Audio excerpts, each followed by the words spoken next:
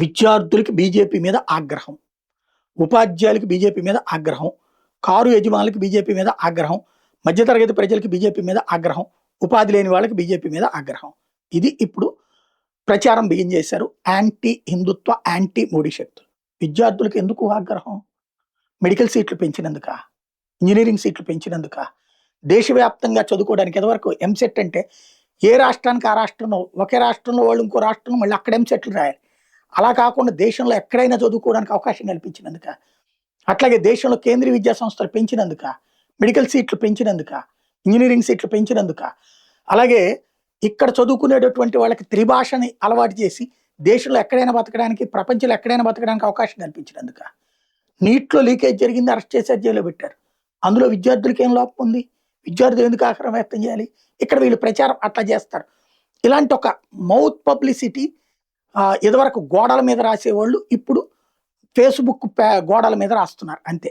ఇంకోటి, ఉపాధ్యాయులు బీజేపీ మీద ఆగ్రహం ఎందుకు?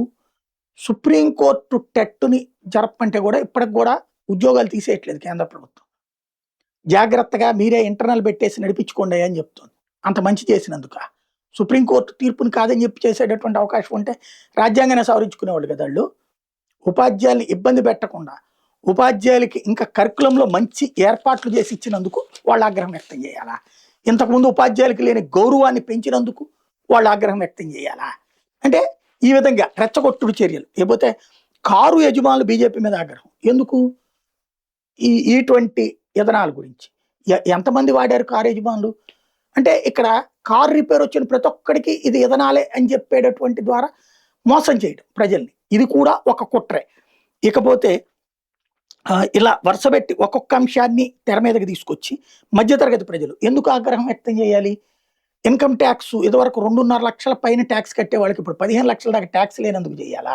అట్లాగే మధ్యతరగతి వాళ్ళు ఇల్లు గడుక్కుంటే కనుక 2 లక్షల రూపాయలు కేంద్ర ప్రభుత్వం ఇస్తున్నందుకు చేయాలా? సోలార్ ప్యానల్స్ని పెంచి వాళ్ళ కరెంటు బిల్లులు తగ్గిస్తున్నందుకు చేయాలా?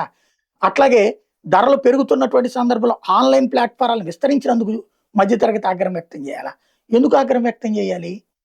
అంటే వీళ్ళు అన్నారు కాబట్టి అలా అనుకోవాలి.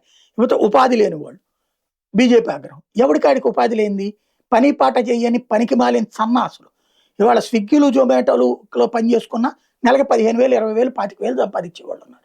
అలాగే ప్రతి షాపింగ్ మాల్ దగ్గర బయట బోర్డు కనబడుతుంది, రండయ్య మా దగ్గర పని ఉందని చెప్పేసి. అది చెయ్యము మేము అనేటటువంటి వాడు సన్నాసి. ఆ సన్నాసోడు ఆగ్రహం వ్యక్తం చేస్తే ఎవరికి ప్రాబ్లం?